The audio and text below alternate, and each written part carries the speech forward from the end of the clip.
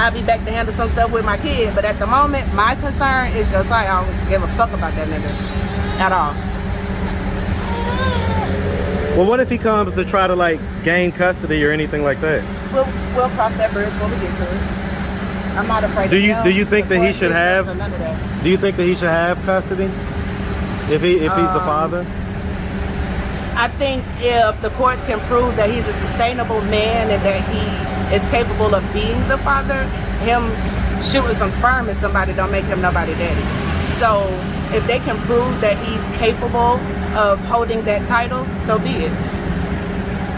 And so what if it wasn't just like full custody, but you know, if he wanted to just have like visitation and stuff like that, would that be something that you would support? If the courts say that that's what well, I'm asking, would you support it though? Hell no. Hell no. Why not? Because I don't want to. But I mean, obviously, I don't want to. Obviously, you think it's important for a dad to be in a life. If it was, because you had her dad raise her. If it was. What's up, YouTube? Become a member of the channel. Click the join button. You're gonna get access to exclusive content, more updates, post-interview reactions, and the lost tapes that never made it to YouTube. Click the join button, become part of the family. Now back to the content. What's up, YouTube? Atlanta Street Interviews out here with an update. Oh yeah. All right. All right. Yeah, baby. How you feeling today? What? How I feel? How I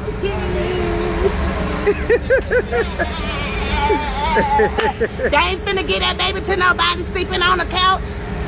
They ain't finna get the state ain't finna get that baby to her and she's sleeping outside. Huh? Huh?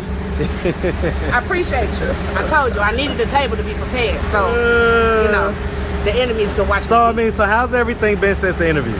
So since the interview, everything has been kind of like boom, boom, boom, boom, boom. The interview was what, Tuesday? Tuesday or Wednesday. Tuesday or Wednesday. I think it was Wednesday. I don't know. Tuesday or Wednesday. The initial court date was Thursday morning. Okay. They continued it until today because there was some paperwork not where they wanted it to be. Shout out to the legal team. I'm not quite sure I can disclose who that was, but y'all know I'm gonna be in them comments. So if I get permission to, I'm gonna let y'all know because the public defense team that represented my daughter, fucking awesome. Understand? So yeah, they was basically, Georgia was not trying to give me my grandson, and it was some fraud. It was some mistruths. What was the fraud? I don't know if I can disclose that, but y'all know I'm gonna be in them comments now.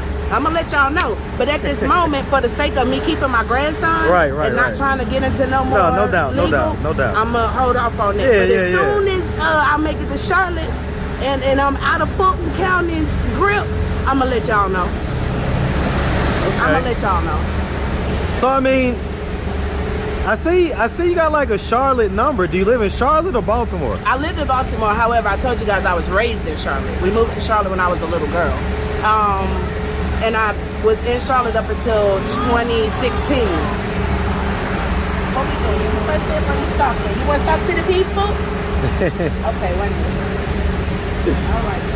Hold on.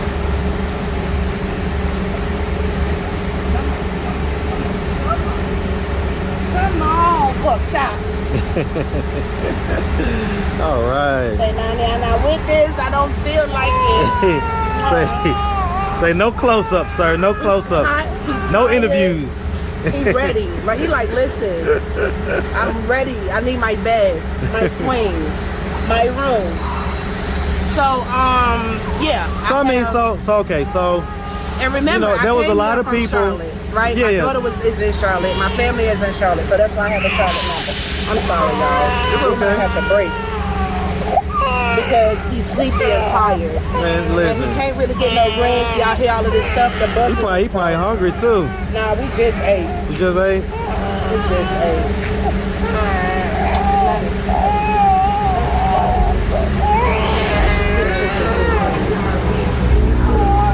He's sleepy. All right, y'all. He was hungry, like I said. He was hungry, like I said. He said, let me get that ounce about you. I need it. I need that. Let me get me. So okay. So as far as the interview goes, right? Mm-hmm. So when we was talking during the interview, you know, at that present moment, you was kind of just sleeping outside. Right. Did anything happen as a result of the interview? A whole lot of stuff happened as a result of the interview, and I want to thank each and every last one of y'all for every monetary donation that was made, every word of encouragement, every prayer. I want to thank you all for that. I don't know if it's necessary for me to say, but y'all helped me get a room, helped me pay for the bus ticket. Yeah, I got a lot of help from you all, how much was and the total? I greatly appreciate it. Okay, so I was munching as it was coming in. I was munching, but we looking at somewhere around maybe 250. Okay. Hey man, shout out to them Atlanta Street interview to the Atlanta viewers, Street man. interview viewers, all of y'all, the ones that like me and the ones that don't. So speaking on that, man, I mean, a lot of people, I guess, I would say it was split, you know. Mm-hmm. There was a lot of people that was saying, hey, I support her, I love it. She spoke her mind, she stood up to the mean old interviewer, but then there were also other people who was like, man, she was really combative and just kind of off-putting or whatever. Mm-hmm. Did you watch the interview? I definitely did several times. You watched it several times. What are your thoughts on it in hindsight? In hindsight, my thoughts are I was authentically who I am, and I rub a lot of people the wrong way because of my demeanor. So it is what it is. You either love me or you don't. It works for me. I can dig it. But you know, the whole is what it is thing, right? Mm-hmm. I think that's something that needs to be kind of taken out of our culture, because it kind of gets used as an excuse to like not improve, to not do like self-improvement. You know what I'm saying? Like, oh, it is what it is. Like, well, I get that, but I mean, you know, can we not learn from, you know, our mistakes and things like that?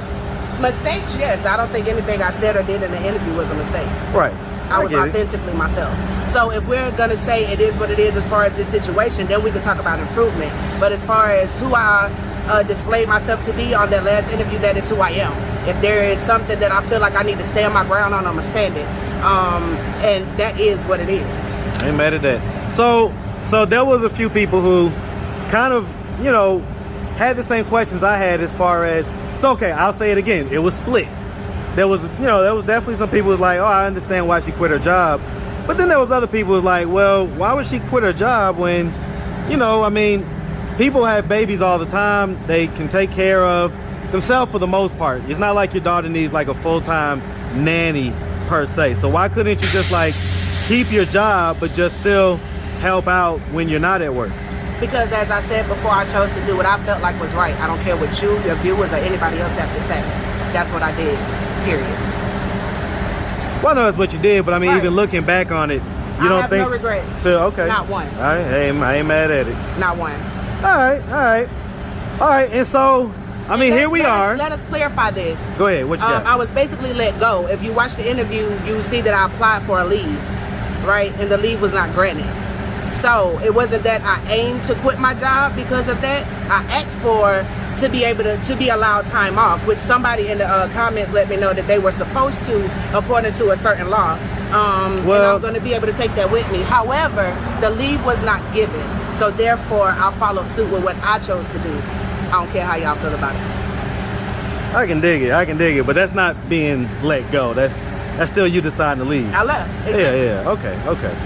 All right. So I mean, here we are. Mm-hmm. You know, we came down here to Atlanta with, you know, pretty much without pot to piss in, just trying to Not get. true. I didn't say I was broke. I said I didn't want to spend my money on hotels. So I had a pot that I could have pissed in, but I chose to sleep outside so that I could keep funds in my pocket to eat and get back and forth on these buses to court dates and everything else. I never said I didn't have the money. I said I didn't want to spend it on rooms. Well, we could mince words, but the bottom line is you that said yourself, oh yeah, that'll eat that money right on up. So that's what I said. okay. And you agreed. Right, but what you said out of your mouth Mm-hmm. was that you basically didn't know how you was going to get home. Mm-hmm. So if you had the money that you're talking about, then what was At that? that moment, I didn't know how I was going to get home. well I then, didn't even know how long I was going to be here. So I didn't know this is how the long- argumentative nature people are talking about. Because it's like I can't, like I was about to make a further point, Go but it's ahead. like you kind of got clipped up on that one point. Like, and it is not to say, that's not to say anything bad about you. Like, that's Of nothing course not. personal against you. Here's this combative thing, but it's not to say nothing bad about you. So continue. Continue. All right. So, I mean, the whole point, And don't though, is cut that this part out like you cut stuff out of the last one. I'm going to cut out whatever I want. You know what I'm saying? It's my video, my channel. I'm gonna do it how I see fit. Okay. But, okay, so, I mean, so the bottom line, though, is that here we are, man. Like, you kind of came down here. You accomplished what you set out to accomplish. What's the deal with your daughter right now? The deal with my daughter right now is that she is still incarcerated. And that's basically all there is to say about that. At the moment, she's still incarcerated. Is the guy that she came down here with the father of this child?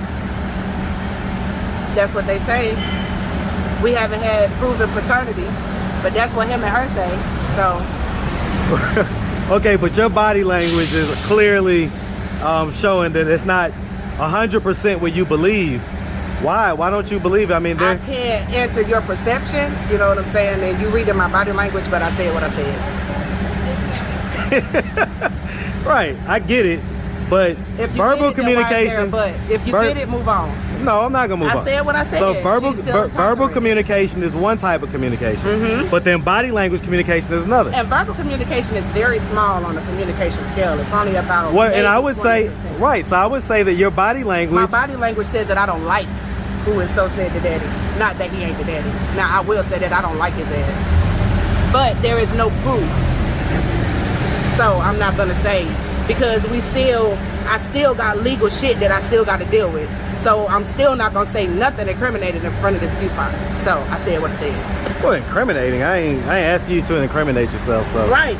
But anything I say can and will be used against me. So I'm going to choose not to say certain shit. Because I still got to deal with this situation. I can dig it. I mean, I was just trying to figure out, was he the daddy or was he like the new guy? Here that's feeling like, oh, she shouldn't have had the baby and they ain't finna give her no baby and all of that. You know what I'm saying? My whole full name is on here.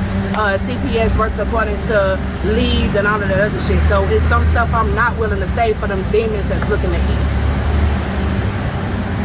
We ain't trying to feed no demons over here. Period. We ain't trying to feed no demons. All right. So I mean, so the bottom line is though, you know, the daughter is still in jail. Where's the guy? Where's the fella at? Is he still down here in Atlanta? Not my concern. My concern is Josiah. And we going home.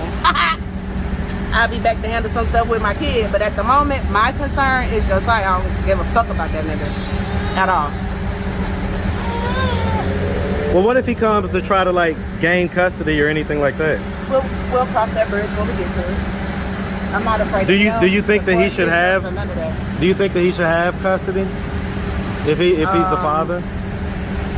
I think if the courts can prove that he's a sustainable man and that he is capable of being the father, him shooting some sperm at somebody don't make him nobody daddy. So if they can prove that he's capable of holding that title, so be it. And so if it wasn't just like full custody, but you know, if he wanted to just have like visitation and stuff like that, would that be something that you would support? If the courts say that that's what well, I'm asking, would you support it though? Hell no. Hell no. Why not? Because I don't want to. But I mean, obviously, I don't want to. Obviously, you think it's important for a dad to be in a life. If it was, because you had her dad raise her. If he felt like it was important for him to be in his son's life, my daughter wouldn't have felt like she needed to hit him with a car. So well, that's a stretch. Don't compare. Don't compare. Your daughter didn't have to hit him with a car. Well, she felt like she had to, so it doesn't matter whether she had to or not. But that doesn't speak towards his parenting. And I'm not going to speak towards that because the situation that I had with my daughter ain't got shit to do with what's going on in 2022. So I don't care nothing about that. You don't see how they connect? Kayla's father was capable. He was in a position to be just that. And to my knowledge, this young man is not in the discussion. Okay. All right, well, you know, like you say, you got the first step taken care of, and you know, I think that that's definitely something to celebrate. That's definitely something to congratulate you for. Too often times we see it to where kids just get kind of lost in the system, and so no, despite and if I am I'm sorry, I didn't mean to cut you No, off. it's okay. But Go if ahead. I am able to disclose the fraud and all of the foolishness that went into me having to wait until now to get him, instead of them giving him to me 4:30 Monday morning when I got here, y'all will understand why children fall between the cracks. Because Fulton County's some bullshit.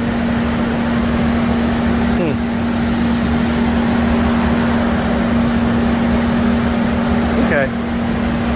All right. Well, like I say, man, we're really happy that everything worked out for you. And you know, I mean, how do you feel about coming and doing the interview? Do you feel like it was a net positive, a negative? What do you feel? I feel like the interview was a positive on so many different levels, because I am a huge procrastinator when it comes to things that are not necessary. And I have been saying for the longest time, I'm gonna start my own YouTube channel. I don't want to work for nobody else. I'm gonna stay at home and work for myself. And I never really took the initiative to get it done. But now with this situation, running across some of the comments in the that's posted on the video or whatever else, and being willing to put myself in the crossfire, you know what I'm saying, allowing y'all to throw stones or whatever, I feel like it's very necessary for people that have lived the life that I have to be able to go ahead and speak. You understand what I'm saying? Everybody loved Judge Mathis, but he was a crackhead, so let's deal with it. So, you know what I'm saying? I'm gonna go ahead and start my YouTube channel so I can feed into, there is a possibility for rehabilitation. There is a possibility for families to come back together. There is a possibility for a mother that was an addict and neglectful to her children to build and have a relationship with them. All of these things are possible, and it does not have to come from guilt. It comes from healing. Man, listen, man. So, I mean, is that what your content is going to be about? Right. And the difference between how you tried to spin it, well, do you think there's compensation for you being guilty? Hell no. Because even when I was an addict, I was still there for my kids. They could still call me and say, Mom, da-da-da-da, and I'm going to be right there. So this is not out of character for me. Even whenever I was getting high, I was still there for my kids. If they picked up the phone and say, Mom, this was going down, I'm going to show up. Right now, I don't have a great relationship with all of my kids, but if they pick up that phone and say, I need you, I'm showing up. So, you know what I'm saying? I just really, really want to be able to speak into all of the gray areas that a lot of people like to speak into, that have no real knowledge of any of these types of situations. You just sit back and want to spectate. So I'm gonna give y'all a real look into what it really is. Well, you know, hey, listen, I get it, I dig it, and I definitely support, you know what I'm saying, you doing whatever it is that you feel like, you know, you need to do.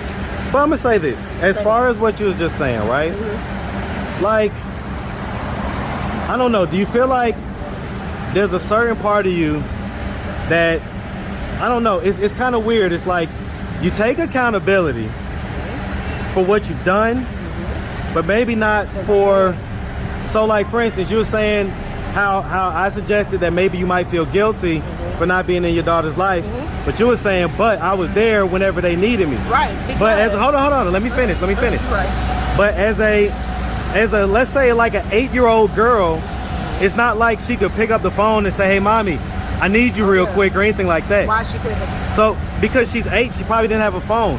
So like, in other words, it's likely that, well, back then, okay, so I mean, it's likely that the kids, there were times when they needed you, when they wanted you around, but you just wasn't there. And so those are the times that we're talking about. Not necessarily. Go ahead, I'm sorry, go ahead. Well, I mean, you don't think that those times existed? Yes, I do understand that those times existed, but that wasn't the time that you were speaking of when we did the interview. What you were speaking of when we did the interview was, did I feel like me quitting my job was compensation? Nikayla was with her father. My other children were with me in the struggle, in shelters, living in other people's houses or whatever else. Kayla was comfortable. So I felt no need of a compensation for what? What you said to me didn't make sense. For what is for her having to wonder why her mom, how do you know what she had to wonder? Because that's what I'm saying. So, well, okay, that's the defensive. See, that's what I'm saying. So like that right there is the part that maybe you're just gonna want to work on that, because the truth is that she probably did feel some type of way. Okay. And I think that you're kind of creating a wall by telling yourself that she didn't, when the likelihood is that she did. Okay, so Because if that was the case, then why was she so ready to run away from you at the age of 17? She didn't run away. She went with the father of her child. That's what she felt like was best for her at that time. Because she had a child with this man, she wanted to try and see if she could have her family together. Somewhere in her 17-year-old mind, she felt like that would work. And there are adults that feel the same way. So I don't understand how you are gluing all of that together. I mean, I get it. That's why you want to call me combative, because I don't agree with you. But you're not going to put me in a lane that I don't want to be, that I don't belong in. So I can't say what she felt, but neither can you. So whenever you come with this, typically, likely, that's your bullshit. That ain't got nothing to do with the actual whenever we have situation. conversations, though, people, you can't, so there's always going to be exceptions, right? Mm-hmm. But when we have conversations, you can speak generally, and there's nothing wrong with that. So if in general, kids miss their mom if they're not in their life, that's a general thing that you can say without having to say, well, sometimes, or there's exceptions or anything like that. Did we say that I wasn't in her life, or did we say that she lived with her father? Because just because she lived with her father doesn't mean that she didn't have contact, visits, speaking, birthdays, holidays, or whatever else. Her residence was with her father. That doesn't mean that I wasn't around. I get it. All right. I'm going to let you tend to this little handsome fella, man. Right. I'm gonna let you tell. God, you ate all that food, man. Listen, look. Yeah, you ate all. You gonna be a football player, man. That's what you gonna be. Yeah. All right. But listen, man. Like I say, we're really happy for you. We really appreciate you sharing your story and everything else. We definitely want you to, your daughter and everything else, the situation to work out, and we wish you nothing but the best out here, okay? Thank you so much. Thank you for both interviews. I really appreciate the time and the opportunity, because that's exactly what this is, an opportunity. So I thank you. Well, listen. And can I say something? Yeah, go ahead. If there is any lawyers, any legal students, anybody that handles the people versus the state, especially where it comes into CPS DIFAs or anything like that, please hit my email at kendrajames12@yahoo.com. Please and thank you, because what happened, tragedy. That simple. Okay. All right. Y'all hit her up, man. Y'all hit her up, all right? Well, Kendra, we appreciate you, okay? I appreciate y'all. All right, man. You make sure you have a good one, okay, sweetie? All right.